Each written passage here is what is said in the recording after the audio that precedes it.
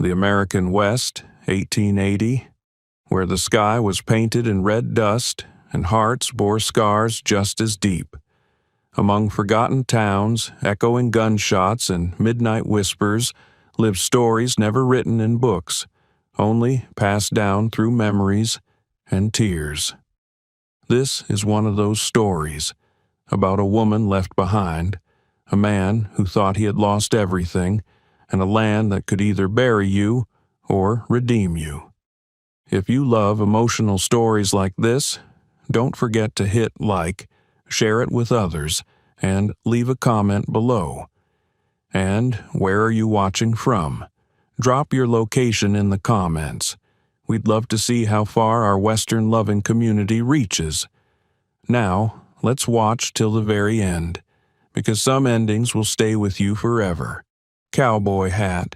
In the vast expanse of the Arizona desert, a betrayal of unimaginable proportions unfolds. Sarah Mitchell never saw it coming. The husband she trusted for 20 years and his mistress had planned it all. The shallow grave, the earth closing in around her, the suffocating darkness that should have been her end. But fate had other plans. As her oxygen dwindled and hope faded, the rhythmic sound of hoofbeats cut through her despair.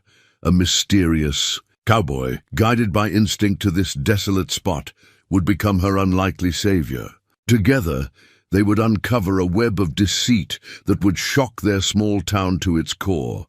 What dark secrets could drive a husband to bury his wife alive in the desert? Before we jump back in, tell us where you're tuning in from. And if this story touches you, make sure you're subscribed, because tomorrow I've saved something extra special for you. Paradise Valley lived up to its name in the gentle light of dawn. Sarah Mitchell stood at her kitchen window, cradling a porcelain mug of Earl Grey tea, watching the sun paint the Camelback Mountain in shades of amber and rose. 20 years in, Arizona had taught her to cherish these quiet moments before the heat claimed the day. The wall beside her held their wedding photo, yellowed slightly with age. James stood tall and proud in his tailored suit, his dark hair untouched by the silver that now graced his temples. Sarah's younger self smiled with unguarded joy, her cream dress catching the light. She remembered how her mother had helped her choose it just months before the cancer took her. Her gallery, Desert Light Fine Arts, would be opening in an hour. Sarah took one last sip of tea, savoring the familiar bergamot. The gallery had been her dream long before she met James, though he'd later claimed credit for its success. She'd built it from nothing, transforming a dusty storefront into Paradise Valley's premier showcase for Southwestern artists. Upstairs, she heard James stirring. Their morning routine had grown predictable. He'd shower, dress in one of his precise suits, and barely touch the breakfast she prepared.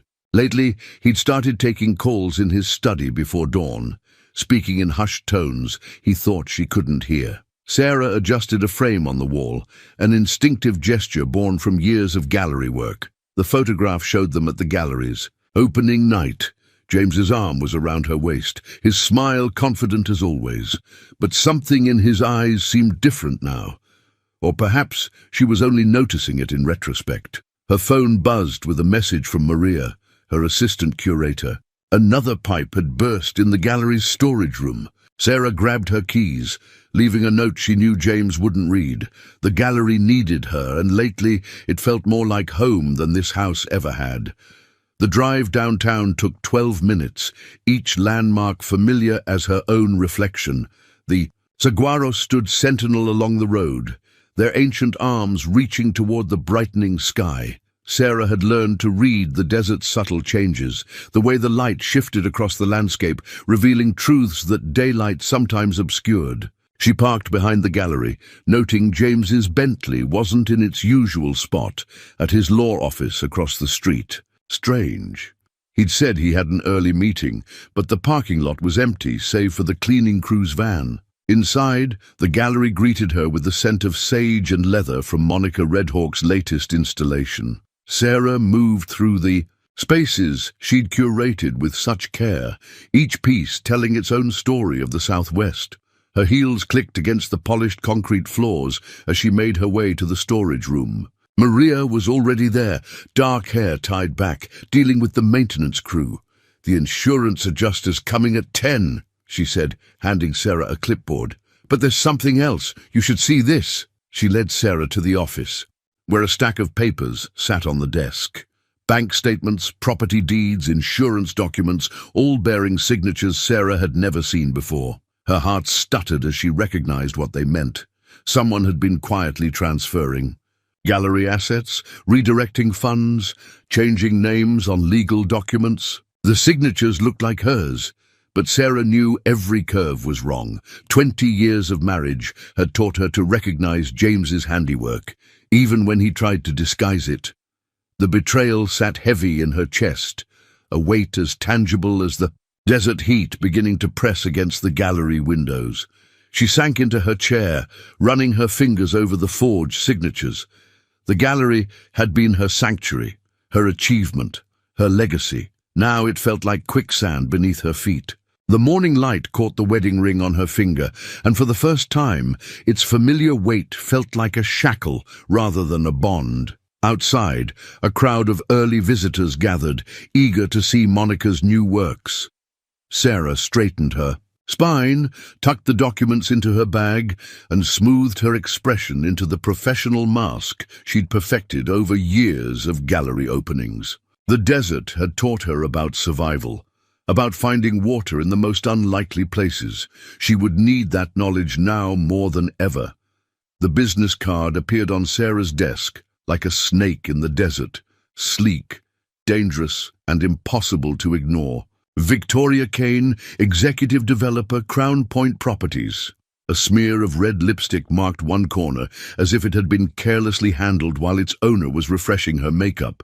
Sarah knew that shade. She'd seen it on a wine glass in James's study last week when he'd claimed to be working late.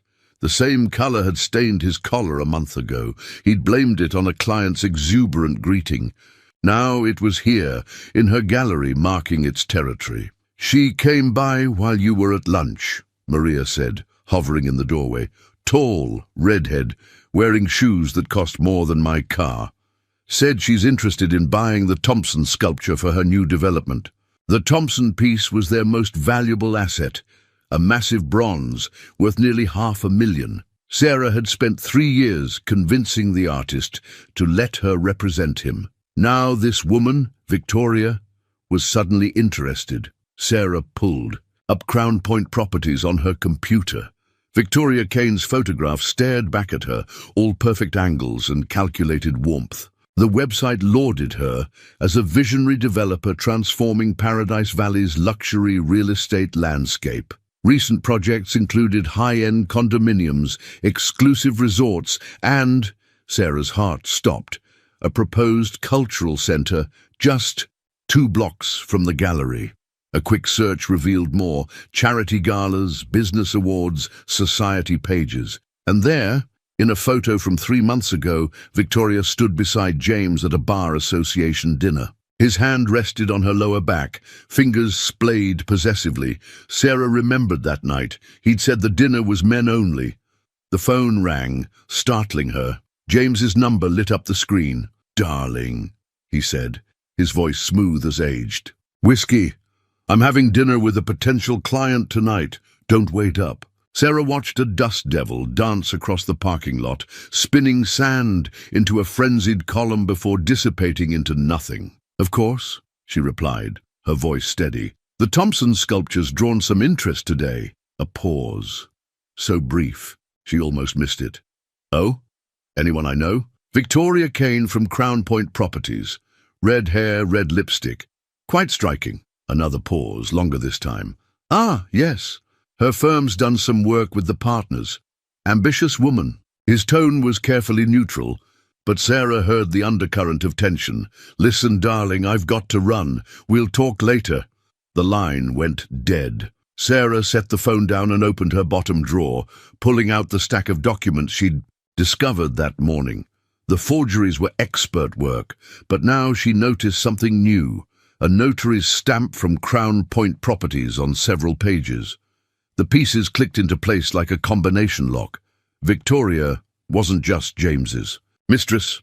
She was his co-conspirator. The gallery, the Thompson sculpture, the cultural center, it was all connected. Sarah's hand trembled as she reached for Victoria's card. The lipstick smear seemed to mock her, a deliberate mark of ownership. Had Victoria left it here, knowing Sarah would recognize the shade? Was it a warning, a challenge, or both? The afternoon. Light slanted through the gallery windows, catching the edge of Monica Redhawk's latest piece, a wire sculpture of a woman emerging from flames, her arms reaching toward freedom. Sarah had always admired its message of transformation through trial. Now it felt prophetic. She slipped Victoria's card into her wallet, next to the credit card statements showing James's recent purchases. A diamond bracelet from Cartier. Dinner. Reservations at intimate restaurants. A weekend booking at the Royal Palms Resort. None of these gifts had been for her. Outside, the late afternoon heat rippled off the pavement, distorting reality into wavering mirages. Sarah thought of the woman in Monica's sculpture, facing the fire that would either destroy or liberate her. After 20 years of marriage, she stood at the same crossroads. The gallery phone rang again. This time it was Victoria's smooth voice on the line. "Mrs. Mitchell, I'd love to discuss the Thompson piece over dinner. Tomorrow night at Maestro's, perhaps. James speaks so highly of you. I feel like we should get to know each other better." The trap was set, baited with fake courtesy and red lipstick. Sarah looked at her reflection in the gallery window. Poised, professional, the perfect wife and gallery owner. No one would guess that beneath that calm exterior, something fierce and determined was taking shape. "Maestro's sounds perfect, Ms. Kane. I'm looking forward to it." Maestro's was Paradise Valley's crown jewel, a place where the desert's elite came to see and be seen. Sarah arrived early, choosing a table with a clear view of both entrances. The maitre d' knew her well. She and James had celebrated their anniversary here for 20 years. A manila envelope sat in her handbag, heavy with evidence. She'd spent the morning at the county records office, tracing a web of shell companies and property transfers. The gallery wasn't the only target. Victoria Kane had been systematically acquiring properties throughout the arts district, using a network of corporations that all led back to one address, James's law firm. Victoria swept in at exactly 7, wearing a dress that matched her. Lipstick. "Sarah, darling," she purred, air-kissing both cheeks. "I feel like I already know you. James talks about you constantly." "Does he?" Sarah smiled, thinking of the forged documents in her bag. "How fascinating, especially since he's never mentioned you." Something flickered in Victoria's eyes. Surprise, perhaps, or respect. She settled into her chair with practiced grace. "Well, men can be so forgetful, but business relationships are complex, aren't they? Speaking of which, that Thompson sculpture would be perfect for our new cultural center. The one you're building 2 blocks from my gallery." Sarah took a sip of water. "Tell me, was that James's idea or yours?" Victoria's smile never wavered. "I don't know what you mean. The shell companies, the forged signatures, the systematic acquisition of every property surrounding my gallery." Sarah opened the envelope, spreading documents across the pristine tablecloth. "It's quite impressive, really. You've been planning this for what, a year?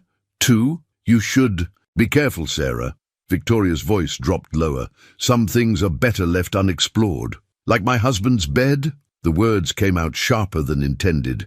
A nearby diner glanced their way, then quickly looked down. Victoria leaned forward, her perfect mask cracking slightly. "Your husband came to me. Did you know that? Said he was suffocating in a marriage to a woman who cared more about her precious gallery than him. We simply found a way to make everyone happy. By stealing everything I've built? By reimagining it. The cultural center will absorb your gallery space.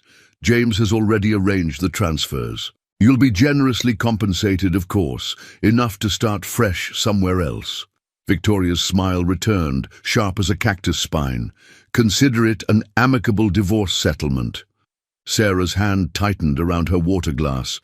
20 years. Of marriage reduced to a real estate transaction. And if I refuse, don't be difficult, Sarah. James has everything in place. The board members, the bank, the city council, they're all on board. Fighting this will only make things messier. Victoria gestured to a waiter. Now, shall we order? The sea base is excellent. Sarah stood, her chair scraping against the floor.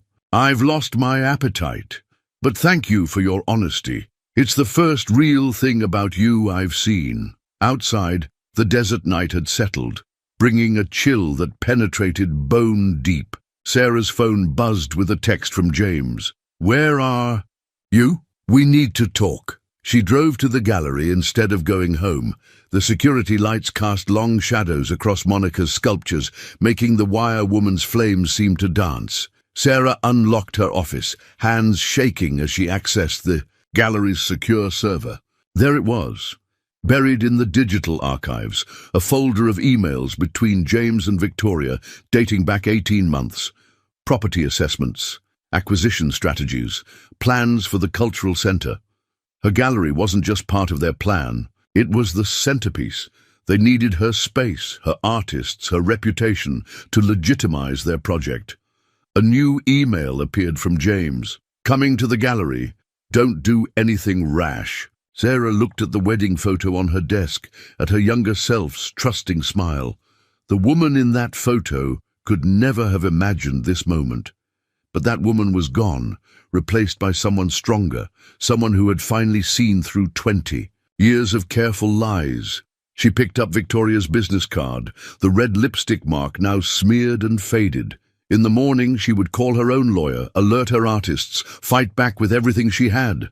But tonight, she needed to face James, to look into the eyes of the man who had plotted her professional execution while sharing her bed. The gallery's front door chimed. James's footsteps echoed through the empty space, approaching her office. Sarah straightened her spine, thinking of Monica's wirewoman rising from the flames. Sometimes, betrayal was just another word for freedom.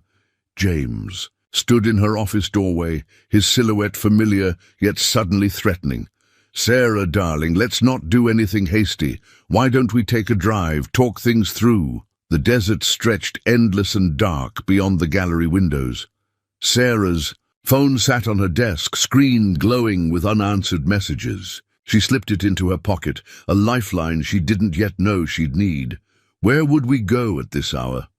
Her voice remained steady, masking the fear that had begun to curl around her spine. There's a place I know, out past Cave Creek.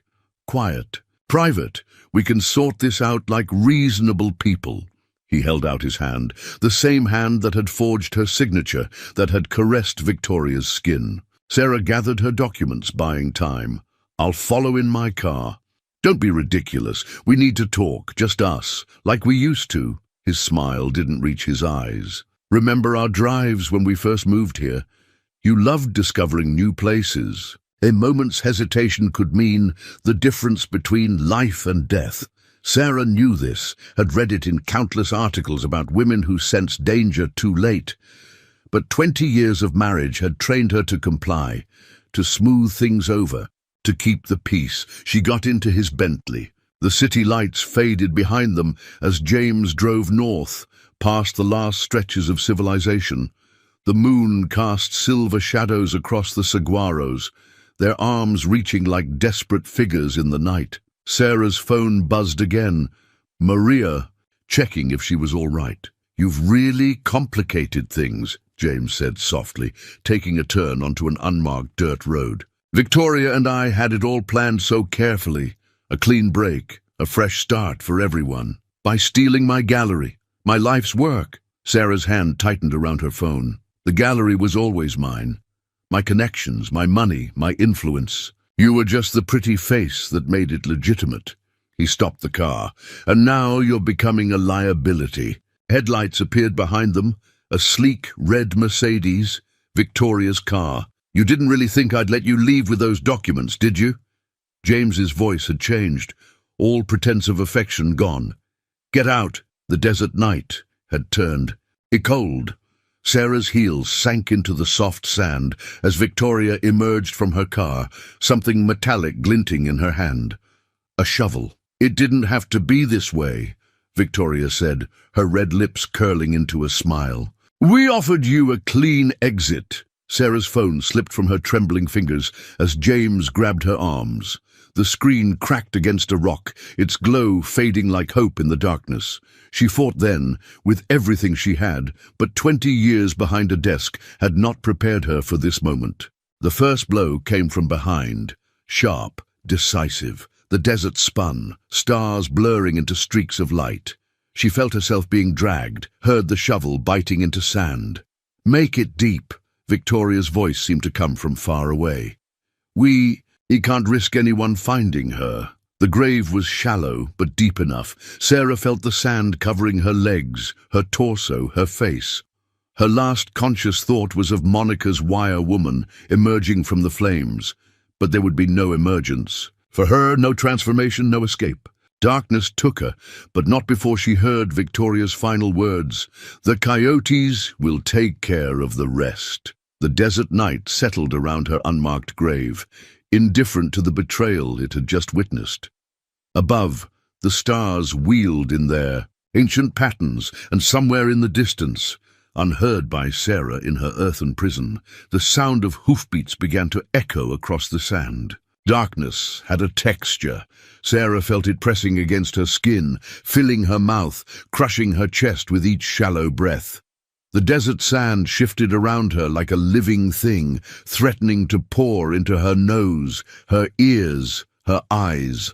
Her mother's silver cross necklace pressed against her collarbone, the only familiar sensation in this nightmare. She'd worn it every day since the funeral, drawing strength from its presence. Now, as earth pressed in from all sides, she clung to it like a lifeline. "Count your breaths," her mother's voice seemed to whisper. "Stay calm. Find your center." Words from childhood panic attacks, when the world felt too big, too overwhelming. Now, when the world had shrunk to this terrible confined space, they came back to her. One breath. The sand tasted of minerals and death. 2 breaths. Her arms were pinned against her sides. 3 breaths. How much air remained in this earthen coffin? The silver cross dug into her skin as she tried to move. Sarah forced herself to think, to analyze her situation like one of her gallery installations. She had maybe inches of space. Around her face, James and Victoria had been hasty, overconfident. The sand was loose, not packed tight. But even loose sand had weight, and each minute movement threatened to bring more crashing down. Her lungs burned with the effort of shallow breathing. How long had she been here? Minutes? Hours? Time lost meaning in the absolute darkness. She thought of Monica's wire woman emerging from flames. "Sometimes," Monica had said, "we have to burn away everything we were to become what we're meant to be." Was this her flames? Her transformation? A sound penetrated the earthen silence, distant, rhythmic. At first, Sarah thought it was her own heartbeat, amplified by the ground around her. But no, this was different. Hoofbeats, growing closer. Her mother's voice again. "Signal! Make them hear you!" Sarah forced her hand upward through the sand, feeling it shift and pour around her fingers. The silver cross chain snapped with the movement, but she kept pushing. If she could just break the surface. The hoofbeat stopped, replaced by another sound. Footsteps, the crunch of boots on desert sand. "Hello?" A man's voice, distant but clear. "Anybody out here?" Sarah tried to scream, but sand filled her mouth. She pushed harder, fighting for each millimeter of movement. Her fingers broke through to cold night air. "Sweet Jesus!" The voice was closer now. "Hold on! Don't move!" The sound of a shovel cutting earth, different from the terrible rhythm of her burial. Careful, methodical strokes moving sand away from her face, her chest, her body. The weight lifted gradually, and finally, blessedly, Sarah drew a full breath of desert air. Rough hands pulled her from the grave, and she found herself staring up at a star-filled sky and the concerned face of a stranger. A cowboy hat shadowed his features, but she saw kindness in his eyes. "I've got you," he said softly. "You're safe now." Sarah clutched her mother's broken silver cross, its familiar weight anchoring her to reality as the desert night spun around her. She was alive. Against all odds, she had emerged from her own burial, like Monica's woman rising from the flames. The stranger's horse nickered softly in the darkness, and somewhere in the distance, a coyote called, a sound that should have been terrifying but now felt like a celebration of survival. Sarah Mitchell had died in that shallow grave, but someone new had risen in her place, someone stronger, someone who would make James and Victoria regret their terrible mistake. Luke Martinez had spent enough time in the desert to read its signs. Tire tracks cutting deep into sand meant a heavy vehicle moving fast. Scuffed earth and scattered footprints told of a struggle. The fresh-turned soil had drawn him off his usual patrol route, instinct telling him something was wrong. Now, watching, the woman clutch her silver cross in trembling fingers, he silently thanked those years of tracking experience. She was in shock, but alive, a miracle given what she'd just survived. "I'm Luke," he said softly, keeping his distance as he removed his worn leather work gloves. "Can you tell me your name?" "Sarah." Her voice was hoarse from sand and fear. "Sarah Mitchell." He draped his duster around her shoulders, noting how she flinched at the contact. "Miss Mitchell, we need to get you to a hospital." "No." The word came out sharp, surprising them both. "No hospitals. They'll be watching." Luke studied her face in the moonlight. Beneath the dirt and terror, he saw intelligence and determination. This wasn't just a random act of violence. This was something calculated, personal. "My ranch is about 3 miles east," he said. "I've got a first aid kit, phone, whatever you need, but if someone did this to you, they need to face justice." Sarah's laugh held no humor. "Justice? My husband is Paradise Valley's most respected attorney. His mistress owns half the town council. They'd bury any investigation deeper than they buried me." The pieces clicked into place. Luke had heard rumors about James Mitchell and his development deals, the way small business owners mysteriously decided to sell just when his clients needed the property. "Your husband did this?" Sarah nodded, then swayed slightly. Luke caught her elbow, steadying her. "First things first," he said. "Let's get you somewhere safe. Then we can figure out next steps." He gestured to his horse, a sturdy paint mare named Sunrise. "Can you ride?" "It's been years." Sarah looked at the horse uncertainly. "My mother taught me, but Sunrise is gentle as they come." Luke adjusted his stirrups. "I'll walk alongside. Lead her home. Right now, you need to focus on staying upright." He helped her mount, noting how she automatically found the correct posture despite her exhaustion. The silver cross glinted in her hand as she gripped the saddle horn. They moved slowly through the desert night, Sunrise picking her way carefully around creosote bushes and cholla cactus. Luke kept one hand on the reins, the other ready to steady Sarah if needed. "How did you find me?" she asked after a while. "I patrol these back trails, keep an eye out for smugglers, lost hikers, saw fresh tire tracks, looked wrong for this time of night." Then he paused. "Plus, Sunrise started acting up like she heard something. Animals sense things we miss sometimes." Sarah reached down to pat the horse's neck. "Thank you, Sunrise." The mare nickered softly in response, and Luke saw Sarah's first genuine smile. Small, fragile, but real. "My ranch isn't much," he said as they crested a small rise, "but it's secure.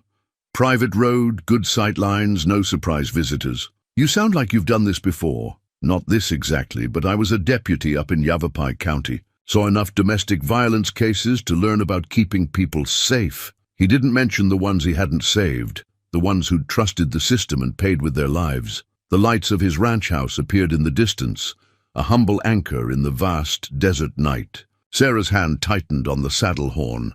"They'll realize I survived," she said.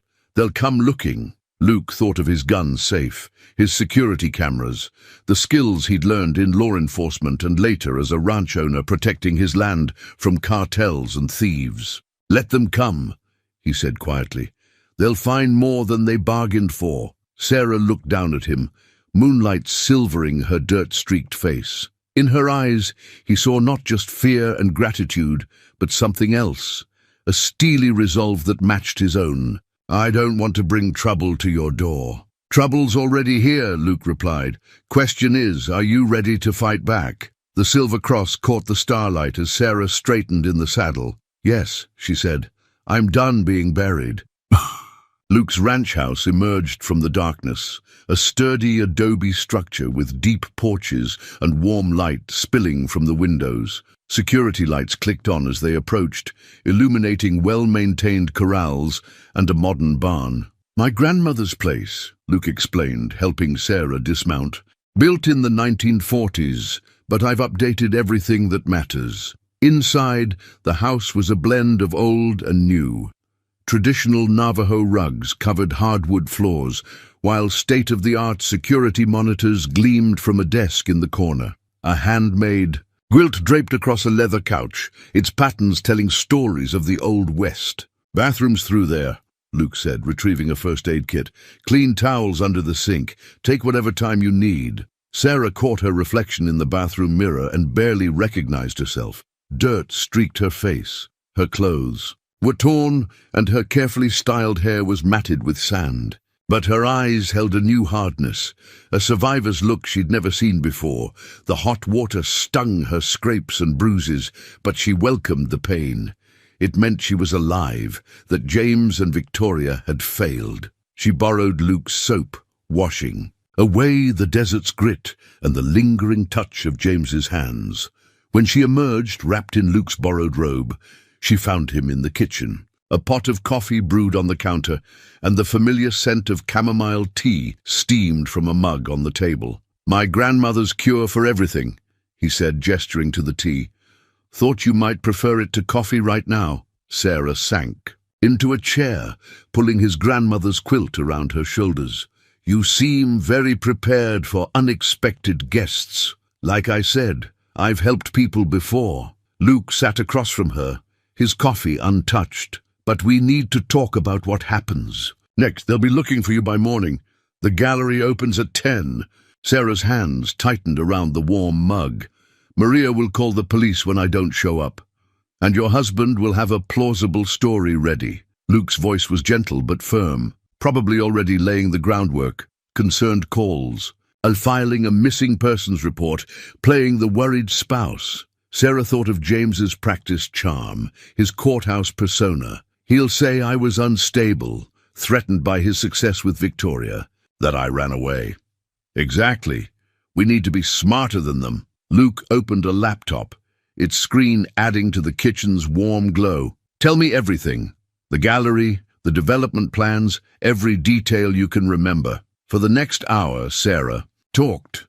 The forged documents, the shell companies, Victoria's cultural center scheme. Luke took notes, asked precise questions, his law enforcement background showing in his methodical approach. "There's something bigger here," he said finally. "This level of planning, the property acquisitions. They're not just stealing your gallery, they're setting up something major. Money laundering." Sarah remembered the complex web of transactions she'd uncovered.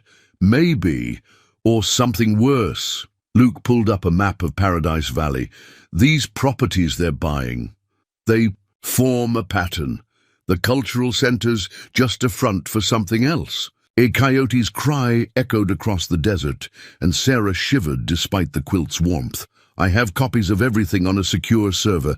If I could access it remotely, too risky right now. They'll be monitoring your accounts." Luke studied her face. "You need rest. Tomorrow we can—" Alert flashed on the security monitor, headlights on the access road still distant but approaching. "Local sheriff's vehicle," Luke said, checking the camera feed. "Right on schedule." "They found me already?" "No, regular patrol, but we can't take chances." He moved with calm efficiency, shutting down lights. "There's a safe room off the pantry. Hidden door, fully stocked. Just in case." Sarah stood, clutching the quilt. "You've thought of everything." "Had to, in my line of work." Luke's hand brushed her shoulder. "But you don't have to hide if you don't want to. Your choice." She looked at him in the dim light, this stranger who had saved her life and was now offering her a chance to fight back. The quilt's patterns seemed to shift in the darkness, telling stories of survival, of courage, of new beginnings. "I'm done hiding," she said, and saw approval in his eyes. The headlights grew closer, casting long shadows through the windows. But for the first time since discovering James's betrayal, Sarah felt something beyond fear and anger. She felt hope. The sheriff's patrol car slowed at Luke's gate, its headlights sweeping across the property. Luke stood on the porch, the perfect picture of a rancher disturbed late at night, while Sarah watched through the security feed. "Evening, Deputy Rogers." Luke called out, "Bit late for a social call." The deputy stepped out, his badge catching moonlight. "Just checking the back roads, saw your lights on. Coyote's been acting up, keeping an eye on the horses." Luke's voice was casual, practiced. "Coffee's hot if you want some. Can't tonight. Say, you haven't seen anything unusual. Got a missing persons report coming in from Paradise Valley. James Mitchell's wife, prominent family, big lawyer." Sarah held her breath, watching Luke's response on the monitor. "Can't say I have, but I'll keep an eye out." Luke's tone stayed neutral. "Mitchell, that's the one building that new cultural center." "Yeah. Wife's apparently unstable, threatening to expose some business deal. Probably just another domestic dispute, but..." Rogers shrugged. "You know how it is with the wealthy ones.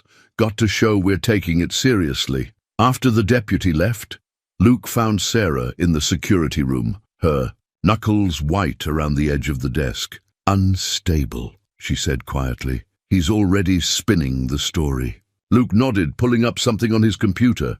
"But he made a mistake. Look at this." The screen showed a Paradise Valley police report from 6 months ago. A local gallery owner, Elizabeth Chen, had reported harassment and forged documents before mysteriously withdrawing her complaint and selling her property to Crown Point Properties.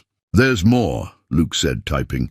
3 similar cases in the last year, all women business owners, all involving property acquisitions by Victoria's company. Sarah leaned closer, reading. "They've done this before. Different tactics, same pattern. Pressure, isolation, discrediting the victim. Crediting." Luke's jaw tightened. "But they got sloppy with you. Desperate. Because I found proof?" Sarah thought of the documents on her secure server. "Because you're the centerpiece." Luke pulled up a map. "Your gallery's not just another acquisition. It's the key to everything." The map showed property ownership across Paradise Valley's Arts District. Red dots marked Crown Point Properties holdings, forming a clear pattern around Sarah's gallery. "The cultural center's not just a front," Luke said. "It's a cover for something bigger. Look at the building plans Victoria filed." Sarah studied. "The architectural drawings.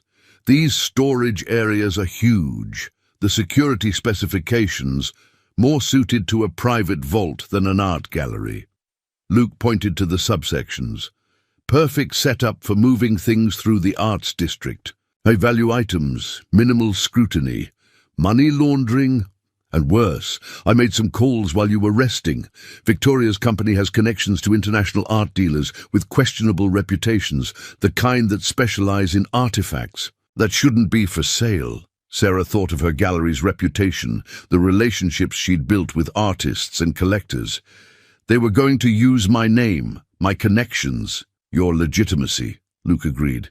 "The perfect front for their operation. But you started asking questions too soon. Found evidence they couldn't risk becoming public." A notification popped up on the screen. A news alert from the Paradise Valley Independent. James stood outside their house, playing the concerned husband for reporters. Victoria stood slightly behind him, her red lips set in a perfect expression of worry. "Missing Paradise Valley woman may have fled due to mental health crisis," the headline read. Sarah's hand found the silver cross around her neck. "They think they've won. That's their weakness." Luke's voice held steel. "When people think they've won, they get careless, make mistakes." "We need proof," Sarah said. "Something they can't bury or explain away." Luke picked up his phone, checking a message. "Got a contact in the FBI's art crime unit. If we can document the connection between Victoria's properties and the smuggling operation, I can help." With that, Sarah straightened, her mind racing. The Thompson sculpture they wanted? The artist always insists on detailed provenance records. If they're planning to use it as part of their scheme, we can trace the whole operation. Luke smiled grimly. But it's dangerous. These people tried to kill you once. Sarah looked at the news footage of James and Victoria, at their practiced poses of concern. The fear was still there. But now it fueled something stronger. Determination. They took everything I built, she said. Used my life's work for their schemes. I won't let them destroy anyone else. Luke's hand found hers, warm and steady. Then let's make them regret ever underestimating you. Dawn found Sarah on Luke's porch, watching the desert come alive. Quail called from behind saguaros, and the first rays of sun painted the mountains gold. The morning felt surreal after the nightmare of her burial, yet the bruises on her arms proved it had all been terribly real. Luke emerged from the house carrying 2 mugs.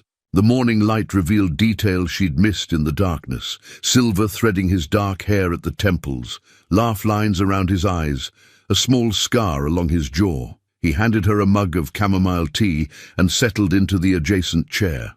"Found something you should see," he said, pulling a worn leather journal from his pocket. "My notes from when I was investigating Victoria Kane 3 years ago." Sarah took the journal, its pages soft with use. "You knew about her. Suspected. Couldn't prove anything." He sipped his coffee. "Was working a case up north. Another female business owner. Similar pattern. Property theft, gaslighting, mysterious accidents, but the victim disappeared before we could build a case." The journal's pages held detailed observations, newspaper clippings, photographs. Luke's precise handwriting documented a pattern of corruption that stretched back years. "You never stopped investigating," Sarah said, noting the recent entries. "Couldn't. Not after what happened to Maria Delgado." He turned to a photograph of a smiling woman outside a restaurant. She refused to sell her family's business to Crown Point, had evidence of their pressure tactics. Then one night, her car went off a mountain road. Body was never found. Sarah's hands tightened around the journal. "They made it look like an accident. Or a suicide, just like they're trying to do with you." Luke's voice held controlled anger. "But Maria left something behind, a file of documents that could expose everything. I just could never find it." "What kind of documents?" "Financial records, mostly. Proof of money laundering through property deals, but also shipping manifests that didn't match official records. Art pieces arriving from countries with export restrictions." Sarah thought of her gallery's meticulous provenance records. The cultural center would give them a way to legitimize stolen artifacts. Mix them in with legal acquisitions. "Exactly, but they need your reputation, your connections. The Mitchell Gallery name carries weight in the art world." The sun climbed higher, burning away the morning chill. Sarah stood, walking to the porch railing. The desert stretched before her, vast and unforgiving, yet somehow comforting in its rawness. "I kept a detailed diary," she said slowly. "Everything. About the gallery, including James's increasingly strange behavior. It's in my private cloud account, encrypted." Luke joined her at the railing. "Can you access it remotely?" "Yes, but..." She turned to face him. "They'll be monitoring my accounts." "Not if we're careful." His eyes met hers. "I've got a secure connection, anonymous routing. But it's your choice, Sarah. This is already dangerous. Going after their records, accessing your accounts, it could make things worse." She thought of Maria Delgado's empty car on a mountain road, of Elizabeth Chen's withdrawn complaint, of her own shallow grave in the desert. The fear was still there, a cold knot in her stomach, but now it shared space with something stronger. "I spent 20 years building my gallery's reputation," she said. "James and Victoria thought they could steal it, use it for their schemes, but they forgot something important." "What's that?" "The gallery isn't just a building or a name. It's relationships, trust, knowledge that can't be stolen or forged." She straightened her shoulders. "And I'm done being their victim." Luke's smile held admiration and something more, something that made her heart beat faster despite everything. He pulled his laptop from its case. Then let's get to work. But first, he hesitated, then reached out to brush a strand of hair from her face. The gentle touch held nothing of James's possessiveness, only warmth and understanding. Sarah leaned into his hand for a moment, allowing herself to feel safe. Tomorrow would bring danger, but today, in the growing light of a desert morning, she had found her strength again, and she wasn't alone anymore. The small hidden camera fit perfectly into Sarah's silver cross necklace. Luke's steady hands made the final adjustments while she studied the gallery's security footage on his laptop. Maria had followed their instructions, leaving the backup drive in their arranged spot without drawing attention. "Testing," Luke murmured, and the cross transmitted a clear image to the screen. "Remember, you don't have to do this. We can find another way." Sarah watched James pace through her office on the security feed, rifling through her papers. Victoria stood by the window, her red dress a splash of blood against the desert landscape captured in Monica's photographs. "No other way will be fast." "Enough," Sarah said. "They're already moving pieces into place. Look." The footage showed workers measuring the gallery walls, photographing the space. A man in an expensive suit examined the Thompson sculpture with too much interest, making notes on a tablet. Salvatore Ricci, Luke identified him. Known connection to several stolen artifact cases in Europe. Never been charged. They're not even trying to hide it anymore. Sarah touched the silver cross. "They think I'm dead or running. Either way, they believe they've won." Luke's hand covered hers, warm and calloused. "That's what makes this dangerous. Desperate people make mistakes, but they're also more likely to resort to violence." "I know," Sarah met his eyes. "But I'm not the same woman they tried to bury." The plan was simple in theory, complex in execution. Sarah would use her still-active gallery codes to enter after hours, accessing the records they needed while Luke monitored from outside. The hidden camera would document everything, transmitting to a secure server. "Once we have proof of the smuggling operation," Luke said, checking his weapons, "my FBI contact can move. But we need concrete evidence, shipping records, bank transfers, anything that shows the criminal enterprise." Sarah nodded, remembering the hidden safe behind her office's false wall panel. "James never knew about my private files. 20 years of marriage, and he still underestimated me." The desert sunset painted Luke's ranch in shades of amber and rose as they made final preparations. Sarah changed into dark clothes, practical shoes, nothing like her usual gallery owner attire. Her fingers trembled slightly as she fastened the silver cross. "Here," Luke handed her a small earpiece. "I'll be monitoring everything. Any sign of trouble, you get out immediately. No heroics." "Funny," Sarah said, testing the earpiece. "I was going to tell you the same thing."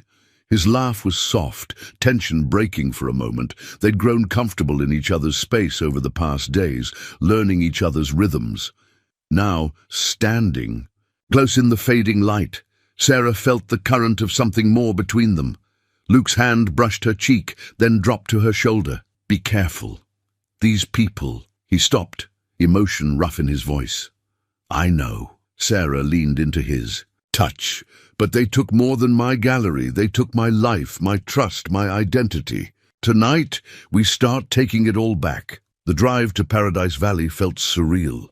Sarah crouched in the back of Luke's truck, hidden under a tarp, while he took back roads to avoid security cameras. The gallery's familiar silhouette emerged from the darkness, its windows dark except for security lights. "Cameras show James and Victoria left an hour ago." Luke's voice came through her earpiece. 2 security guards on rotation. Should be changing shifts in 10 minutes. Sarah checked the silver cross one last time. "Any sign of Ricci?" "Left with them. Probably planning the first shipment of artifacts." A pause. "Sarah, if anything, it feels wrong. I'll abort immediately." She squeezed his hand. "I remember my promise." The security shift change provided their window. Sarah slipped through the employee entrance, her old codes still working. The gallery felt different in darkness. Familiar shapes transformed into looming shadows, her footsteps echoing despite her care. Her office door stood partly open, papers scattered across her desk. They'd been searching, probably for the evidence she'd already secured. The hidden safe waited behind Monica's largest photograph. A stark desert landscape with a single, blooming cactus flower. "I'm in position," Luke murmured through the earpiece. "Security's distracted. You've got 8 minutes." Sarah's fingers found the safe's concealed latch. Inside lay 2 decades of careful documentation, every transaction, every provenance record, every note about James's increasingly suspicious behavior, and beneath it all, a single thumb drive. "Let's see what secrets you're really hiding," she whispered, and began to work. Victoria's private ledger lay open on the desk, its elegant leather cover concealing ugly truths. Sarah photographed each page with methodical precision, the silver cross capturing every damning detail. The numbers told a story of greed and corruption that stretched across continents. "Movement at the front," Luke's voice warned through her earpiece. "Black SUV approaching." Sarah's heart jumped. "James's car. No, different model. Wait." A pause. "It's Ricci. He's not supposed to be here." The Italian art dealer's unexpected appearance meant something had changed. Sarah quickly restored the ledger to its exact position on Victoria's desk, muscle memory from years of gallery curation serving her well. "He's entering the building," Luke reported, "using Victoria's security code. You need to move." But Sarah had already found something else, a folder marked Antiquities Acquisition. Inside, shipping manifests detailed artifacts that shouldn't exist on the legal market. Mesopotamian tablets, Byzantine religious items, Native American ceremonial pieces. "Sarah, you've got 2 minutes before he reaches the office level." Her hands moved swiftly, the camera capturing each document. The manifest listed values in the millions, each piece routed through shell companies and false provenance papers. Footsteps echoed in the stairwell. Sarah pulled up the floor plan on her phone.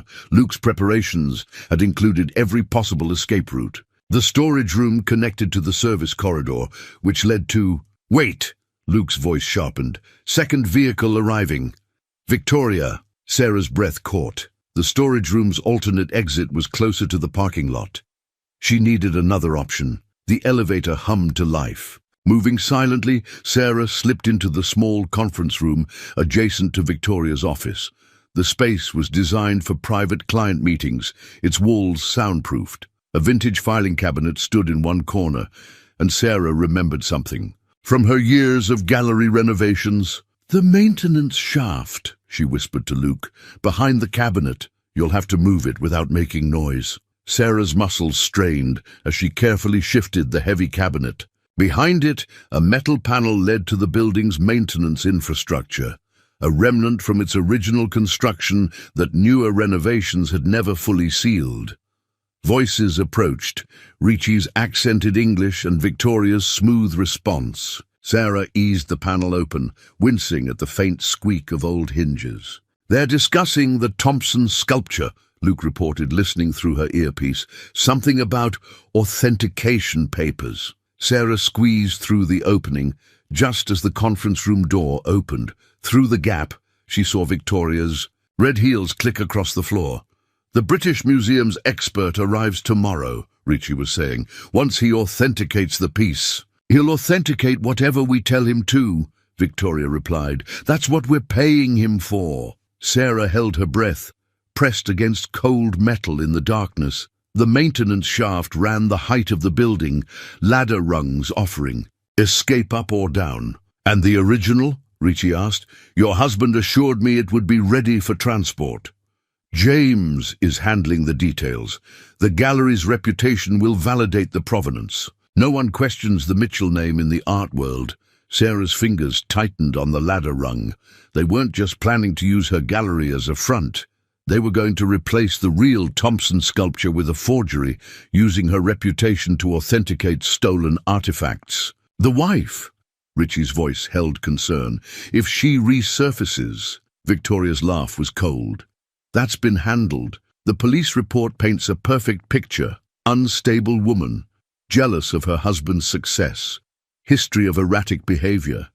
If she's not already dead in the desert, she's running with her tail between her legs. And if she's neither? A pause. Then we'll handle it permanently this time. Sarah began her careful descent, each movement measured and silent. The shaft led to the basement level, where the loading dock would provide cover for her escape. "They've got you on thermal imaging," Luke murmured. "2 more floors down. They're still in the conference room." The camera in her cross had captured everything. The ledger, the manifests, Victoria and Ricci's conversation. Proof of not just art theft, but international smuggling, fraud, and conspiracy. Sarah reached the basement, easing the access panel open. The loading dock was dark, but she knew every inch of her gallery. She slipped between crates of upcoming exhibitions, making her way to the emergency exit where Luke waited. Cool night. Air hit her face as she emerged. Luke's strong hands pulled her into the shadows, just as Victoria's office light came on above. "Got everything?" he whispered. Sarah nodded, her heart pounding from more than exertion. "They're planning something. Big tomorrow, the Thompson sculpture. First, let's get you safe, then we'll plan our next move." As they drove back to the ranch, Sarah reviewed the footage captured by her silver cross. Each image, each recorded word brought them closer to exposing the truth. But Victoria's cold voice echoed in her mind. "We'll handle it permanently this time." The game had become deadlier, and tomorrow would decide everything. The stack of old newspaper clippings spread across Luke's kitchen table told a story of systematic corruption. Sarah recognized faces in the faded photographs, prominent Paradise Valley citizens who'd suffered mysterious misfortunes after crossing paths with James or Victoria. "Elizabeth Chen's Art Gallery, 2023. Luke pointed to a headline. "Local. Business owner faces fraud allegations." 2 weeks later, she sold to Crown Point Properties for a fraction of its worth. "I remember that," Sarah said. "James represented her in the sale, said she was grateful for his help." The memory carried. "No, wait now." Maria's text arrived at dawn. "Police questioning gallery staff. V&J watching everyone. But found something you need to see." Luke studied the message. "Can we trust her with my life?" Sarah touched the silver cross. "She's worked with me for 10 years. Knew something was wrong with James long before I did." The evidence Maria had hidden was devastating. A years-old Paradise Valley Independent article about the suspicious death of a city council member who'd opposed Victoria's first development project. The official ruling was suicide, but the reporter had uncovered inconsistencies in the investigation. "Look at the byline," Luke said quietly. "Michael Torres." Sarah's hand trembled. "He disappeared 3 months later. They said he moved to Chicago, but never arrived there." Luke pulled up his case notes. His car was found at Sky Harbor Airport, but no record of him boarding any flights. The morning sun cast long shadows across the kitchen as they pieced together the pattern. Victoria's projects always faced initial opposition. Then mysterious accidents or scandals would clear the way. James handled the legal side, ensuring investigations went nowhere. The phone buzzed. Another text from Maria. "Judge Reynolds asking about you. Seems concerned, not like the others." "Reynolds," Luke mused. "Howard Reynolds. He's old school. 20 years on the bench. Never heard a whisper of corruption. He officiated at my wedding." Sarah remembered his kind eyes. His reputation for integrity. James always complained he couldn't be reasoned with like other judges. It could be an ally, but approaching him is risky. A knock at the door froze them both. Luke drew his weapon, moving silently to the security monitor. His shoulders relaxed slightly. "Speaking of allies," he said, "I called in some help." The woman who entered moved with the careful grace of someone used to watching her back. "Detective Rosa Hernandez," she introduced herself. "Luke and I worked cases together up north. She's FBI now," Luke added. "Art Crimes Division." Rosa set a thick file on the table. "Been building a case against Victoria Kane for 2 years. But her operation's like smoke. Every time we get close, evidence disappears, witnesses recant. Not this time, Sarah said, touching her silver cross. We have proof. They spent hours reviewing everything. The ledger photographs, the shipping manifests, the recorded conversations. Rosa's eyes widened at the scope of the operation. This is bigger than art smuggling, she said finally. They're using the Cultural Center project to create a pipeline. Stolen artifacts come in, laundered money goes out. The whole town's either compromised or looking the other way. Not everyone, Luke insisted. Judge Reynolds, for one. Maybe others who've been too afraid to speak up. Sarah thought of Elizabeth Chen, of Michael Torres, of all the others who'd lost everything. If we show them they're not alone. Dangerous, Rosa warned. One wrong move, one leaked word, is already dangerous, Sarah countered. They tried to bury me in the desert. How many others are in unmarked graves because they stood alone? Luke's hand found hers under the table, strong and steady. Rosa watched the gesture with knowing eyes. All right, the FBI agent said. We do this carefully. Judge Reynolds first. If he's clean, he can help us coordinate with law enforcement we can trust. But we move fast. The Thompson sculpture authentication. Tomorrow is clearly their next big play. Sarah squeezed Luke's hand, drawing strength from his presence. The newspaper clippings scattered across the table were like pieces of a dark puzzle, finally revealing the full picture of Paradise Valley's corruption. But they weren't alone anymore. In the growing morning light, surrounded by allies who understood the risks and chose to fight anyway, Sarah felt something she hadn't expected: hope. The question was whether hope would be enough against those who'd already proven they'd kill to keep their secrets. The storm rolled in from the mountains just before sunset, dark clouds gathering like bruises across the desert sky.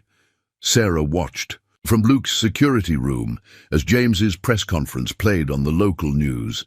Her husband's carefully crafted mask of concern cracked for just a moment when the reporter mentioned a witness who'd seen lights in the gallery the previous night. "Turn it up," Luke said, entering with fresh coffee. "Concerned for my wife's mental state," James was saying. "The stress of running the gallery, combined with certain personal issues." He paused, masterfully crafting the image of a worried spouse. "We just want her to come home safely."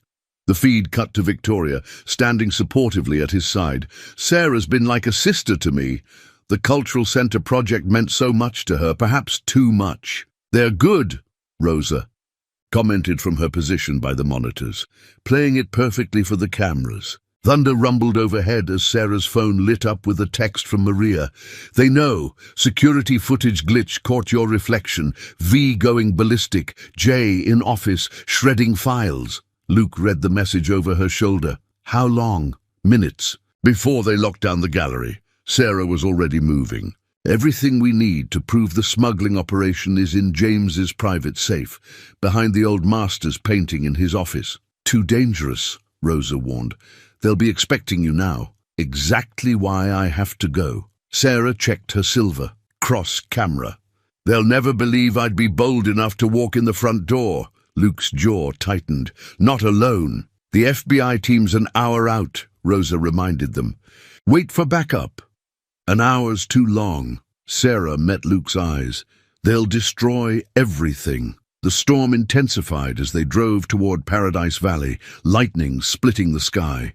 Luke's truck handled the wind-swept roads while Rosa coordinated with her team. They dropped the pretense of stealth. Time mattered more than secrecy now. Sarah's phone buzzed again, a message from an unknown number. "My chambers, 9 p.m, come alone, Judge Reynolds." "It's a trap," Luke said immediately. "Maybe," Sarah studied the message, "or maybe we've found our way in." The gallery's lights blazed against the stormy darkness. Through the windows, they could see James pacing in his office, Victoria gesturing angrily beside him. Shadows moved in the background, private security, armed and waiting. 40 minutes until FBI backup, Rosa updated them. "Locals are compromised. We're on our own until then. Lightning flashed, illuminating the cultural center's construction site next door. Sarah remembered Victoria's words about the Thompson sculpture authentication, about the smuggling pipeline they'd planned to build. Look, Luke pointed to a figure hurrying through the rain. Salvatore Ricci, clutching a briefcase. He's not supposed to be here until tomorrow. They're accelerating their timeline. Sarah made her decision. I'm going to see Reynolds. Whatever evidence he has might be our only chance now. While they're watching the gallery, Luke nodded slowly. Create a diversion. No. Sarah touched his arm. I need you to get into James's office. The safe combination is our wedding date. His ego couldn't resist. Everything you need will be there. You're not going alone, he insisted. Rosa will be my backup. Sarah met the FBI agent's eyes. Right? Rosa checked her weapon. Walking into a judge's chambers at night during a storm? Wouldn't miss it. Thunder crashed overhead as they finalized their plans. Luke would breach the gallery during the confusion, while Sarah and Rosa met with Reynolds. The storm would provide cover for both operations. Sarah, Luke caught her arm before they separated. If anything feels wrong... She silenced him with a kiss, brief but fierce. I'm done running, done hiding. Whatever happens tonight, we end this. His eyes held hers, saying everything words couldn't. Then he was gone, disappearing into the storm's shadows. Sarah watched the gallery's lights reflect off the rain-slicked streets. Through the windows, she could see James still destroying evidence, Victoria directing their security team. They thought they were erasing their crimes, protecting their empire. They had no idea the storm about to break over their heads had nothing to do with the weather. Ready? Rosa asked, checking her earpiece. Sarah touched her silver cross, thinking of all the lives James and Victoria had destroyed. They tried to bury me, she said quietly. Time to show them why that was a mistake. Lightning split the sky again as they moved through the storm toward the courthouse.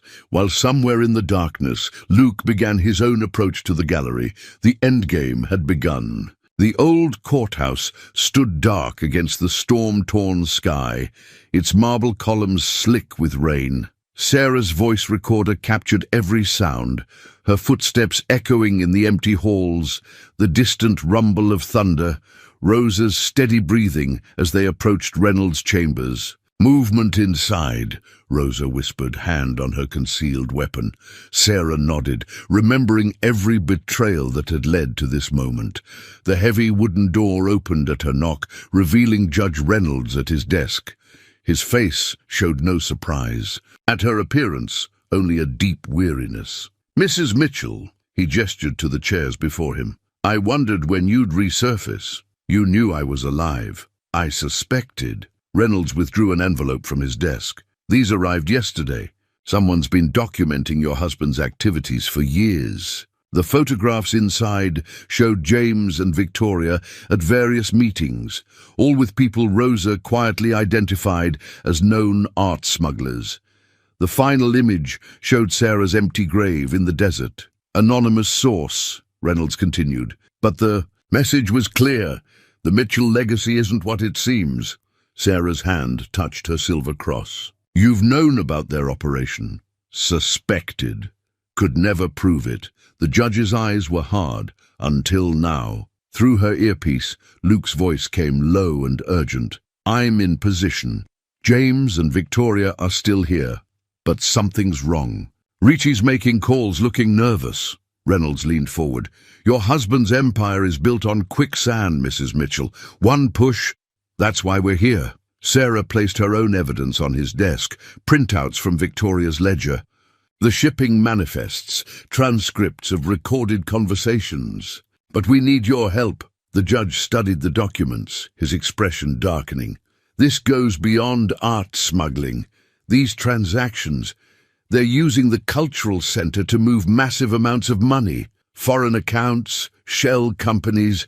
And they're accelerating their timeline, Rosa added. The Thompson sculpture authentication was scheduled for tomorrow, but they're moving tonight. Lightning flashed, and for a moment Sarah saw something shift in Reynolds' eyes. He reached for his phone. Don't! Rosa's weapon appeared smoothly. Hands where we can see them, Your Honor. The judge smiled sadly. You think I'm working with them? The anonymous photos, Sarah realized. You sent them. To warn us? To warn you it's too late. He nodded toward the window. Look! Through the rain-streaked glass, they could see movement at the gallery. Dark vehicles arriving, men in suits moving with purpose. Ricci's buyers, Reynolds explained. They're not waiting for authentication. The real Thompson sculpture will disappear tonight, replaced by a forgery. The money's already moved. Sarah's earpiece crackled. He's right, Luke reported. They're loading something into a truck. James is supervising personally. You could have stopped this years ago. Sarah accused Reynolds. Why wait? Because tonight they'll be sloppy, desperate. The judge's eyes held genuine regret. Sometimes you have to let criminals think they've won before you can truly stop them. Rosa's phone buzzed.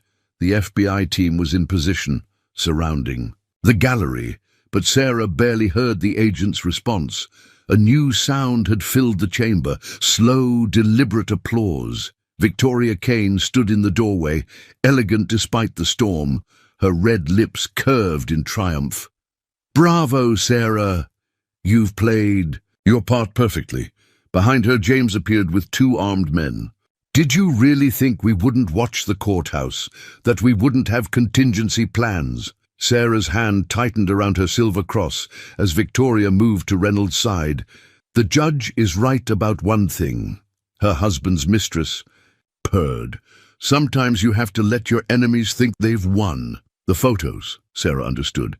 The evidence. It was all a setup. We needed you to surface, James explained, to show yourself so we could finish what we started in the desert. He smiled at Reynolds. Thank you, Howard. Your cooperation will be remembered. The judge wouldn't meet Sarah's eyes, another compromised soul in their web of corruption. But Sarah felt no fear this time. Through her earpiece, Luke's voice came calm and certain. Got everything from the safe. FBI moving in. Keep them talking. Victoria raised an elegant hand, and one of the armed men moved towards Sarah. No grave this time, she said softly. No chance of rescue, just a tragic end to a troubled woman's story. Thunder crashed overhead as Sarah stood, facing her would-be murderers. You still don't understand, she said quietly, touching her silver cross. I'm not the same woman you tried to bury. The room's lights flickered, and in that moment of darkness, everything changed. Sarah heard Luke's signal through her earpiece. A single word that meant their trap, not James and Victoria's, was the one finally springing shut. Now, the gallery keys jangled in Sarah's hand as chaos erupted around them. Emergency lights bathed the courthouse in harsh shadows, while FBI teams breached the building from multiple entrances. James's security men turned, confused by the sudden assault, giving Sarah the moment she needed. She drove her elbow back, just as Luke had taught her, breaking free from her captor's grip. Victoria lunged for her, red nails flashing. But Rosa intercepted her with practiced efficiency. FBI, everyone down! James stood frozen, watching his carefully constructed world crumble. Through the rain-lashed windows, they could see more agents surrounding the gallery, preventing the Thompson sculpture's theft. It's over, James, Sarah said quietly. The silver cross recorded everything. Your safe held all the proof we needed. His handsome face contorted. You really think you've won? One phone call and... Your phones are blocked, Rosa interrupted, handcuffing Victoria. And your friends in high places are running for cover.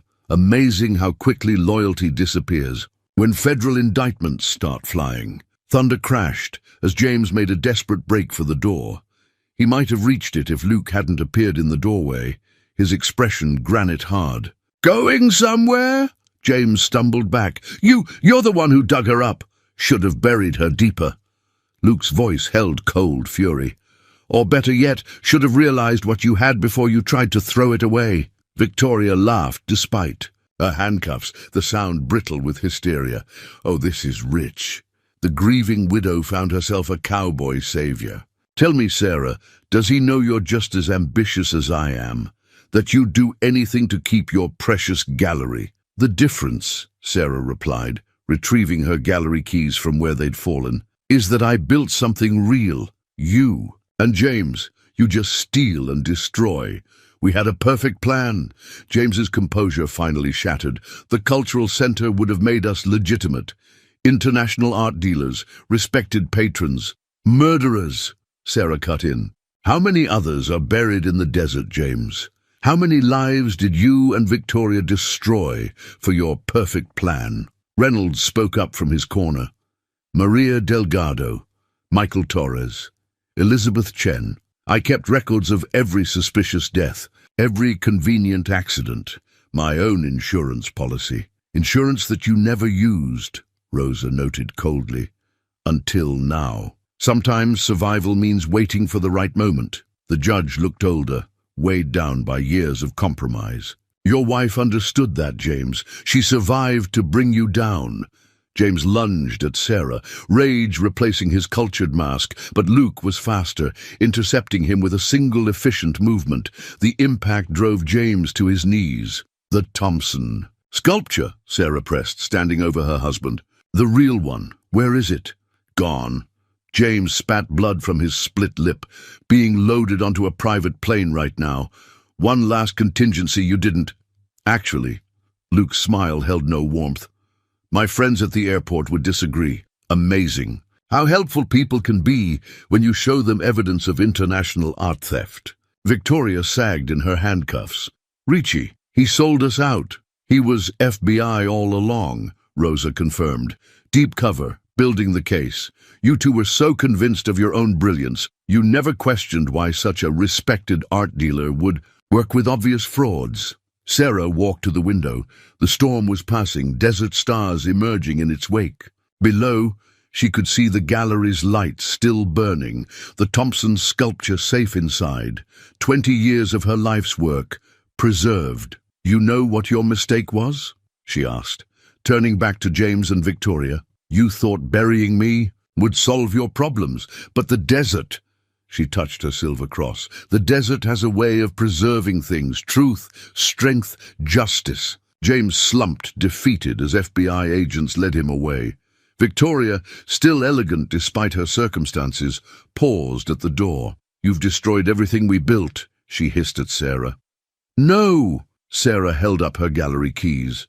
I protected what I built.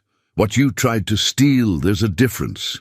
The room emptied, leaving Sarah with Luke and Rosa. Through her window, she could see the first hint of dawn touching the mountains. The Thompson sculpture's secure, Rosa reported. We'll need it as evidence, but it'll be returned to the gallery once the case is processed. Luke's hand found Sarah's shoulder. You did it. We did it. She leaned into his strength, finally, allowing herself to feel the weight of everything they'd accomplished. But it's not quite over, is it?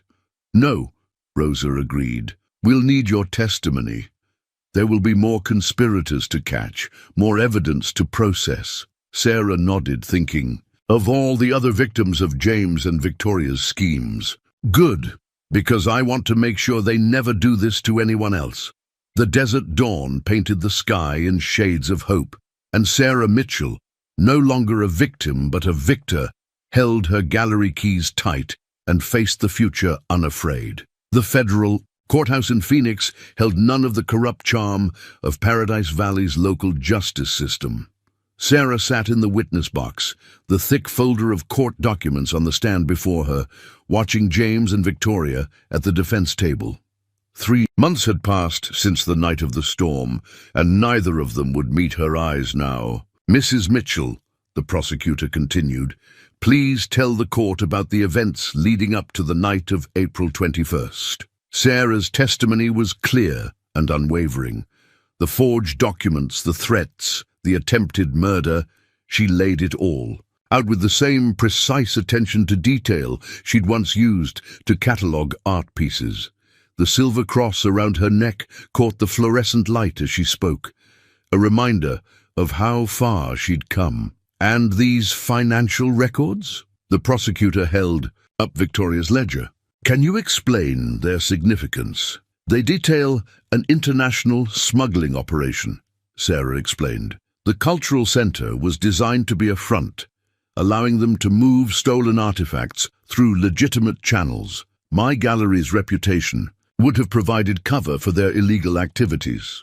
In the gallery, Luke sat with Rosa and the FBI team. His presence gave her strength, just as it had throughout the lengthy investigation. The case had grown far beyond Paradise Valley, unveiling a network of corruption that stretched across continents.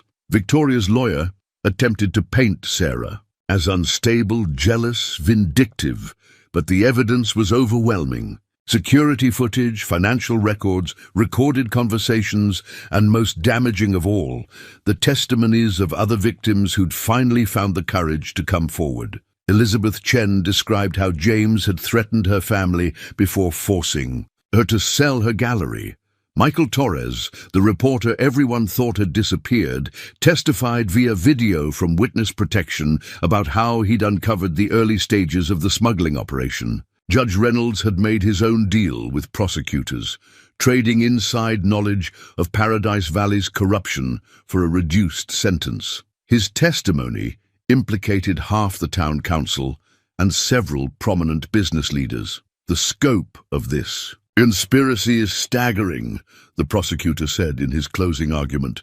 Art theft, money laundering, attempted murder, all hidden behind a facade of small-town respectability. Mrs. Mitchell didn't just survive their attempt to silence her. She exposed a criminal enterprise that had operated with impunity for years. The jury took less than 6 hours to reach their verdict. Sarah sat between Luke and Rosa as the forewoman stood. On the count of attempted murder in the first degree, we find the defendant, James Mitchell, guilty.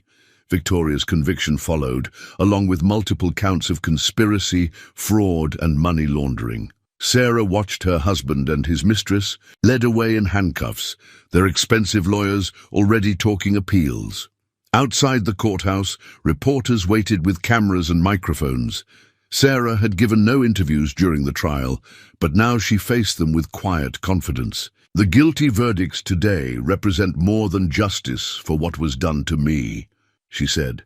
They're justice for every person James Mitchell and Victoria Kane hurt in their pursuit of wealth and power. Their conviction sends a message that no one is above the law, no matter how respected they appear to be. Later, at Luke's ranch, they watched the sunset paint the desert in triumph colors. Rosa arrived with news from the ongoing investigation. Salvatore Ricci's testimony opened up 3 more smuggling cases in Europe, she reported. The FBI's. Our crime unit will be busy for months, and the Thompson sculpture is officially cleared to return to the gallery. Speaking of the gallery, Luke said, have you decided what you're going to do? Sarah touched the silver cross, remembering the day she'd first opened Desert Light Fine Arts. It needs a fresh start, new focus. She smiled. I'm thinking of partnering with Elizabeth Chen, creating a foundation to support artists whose voices have been silenced by corruption and intimidation. Perfect way to turn this whole mess into something positive, Rosa approved. Need any help with security? Actually, Sarah looked at Luke. I was hoping to get some expert advice on that. His hand found hers warm and sure. They'd grown closer throughout the investigation and trial, building something real and honest from the ashes of betrayal. I might know someone, he said softly. Rosa checked her phone. Final tally from the FBI forensic accountants. Over. 50 million in stolen art and laundered money recovered. Paradise Valley's going to need a whole new town council after the corruption indictments finish rolling out. Good, Sarah said firmly. The town deserves a fresh start too. The desert wind carried away the last clouds of the long storm that had been her marriage to James. Tomorrow would bring new challenges, rebuilding the gallery's reputation, helping other victims find justice, creating something meaningful from all they'd uncovered. But tonight, sitting with the man who'd saved her life and the friends who'd helped her find justice, Sarah Mitchell felt nothing but peace. She had faced the darkness and emerged stronger, ready to light the way for others who needed to find their own path to justice. 6 months after the trial, Sarah stood in the newly renovated Desert Light Fine Arts, holding the ranch deed Luke had just handed her. Through the gallery windows, the sunset painted Camelback Mountain in shades that would have challenged Monica Redhawk's most vibrant palettes. "You're sure about this?" she asked, though she already knew his answer. "The ranch has plenty of room," Luke said, his arms circling her waist. "For you, for the art, for everything we want to build together." The gallery hummed with excitement. Behind them, tonight's opening would showcase their new mission, an exhibition of works by artists whose voices had been silenced by corruption and intimidation. Elizabeth Chen's photographs hung alongside Michael Torres's documentation of small-town injustice. Maria Delgado's daughter had contributed paintings that spoke of loss and redemption. In the center stood Monica's wire woman, rising from her flames. Sarah had purchased it permanently for the gallery, a testament to transformation and survival. "Mrs. Mitchell," Maria appeared with a clipboard. "The press is arriving and Rosa called. She's bringing some people from the FBI's Art Crime Unit who want to discuss expanding the Foundation's work." Sarah smiled at her assistant's use of her maiden name, which she'd reclaimed after the divorce. "Give me a moment." When Maria left, Sarah turned to Luke. "I never thought I'd find this again. Trust, purpose, love. You never lost them," he said softly. "They were just buried for a while, waiting to be discovered." Through the gallery's doors, they could hear the first guests. Arriving, Elizabeth Chen's voice carried clearly, discussing her new series on survivors of financial fraud. The Thompson sculpture stood in its rightful place, now accompanied by a plaque detailing its role in exposing the smuggling operation. Sarah touched her silver cross, transformed from evidence into symbol of her journey. "Sometimes I wonder if James and Victoria did me a favor. If they hadn't tried to bury me, you wouldn't have grown into who you really are." Luke's eyes held understanding. "The desert's good at preserving what matters, at helping us find our true selves." The door chimed as Rosa entered with her FBI colleagues. Outside, the desert night was settling in, stars emerging in the vast Arizona sky. Sarah held the ranch deed close, feeling the weight of its promise, not just of a home, but of a future built on truth and trust. "Ready?" Luke asked, offering his arm. Sarah Mitchell looked around her gallery, at the art that spoke of survival and justice, at the people who had helped her rise from her own ashes, at the man who had shown her that love could be both strong and gentle. "Ready," she said, and together they stepped forward into their new beginning.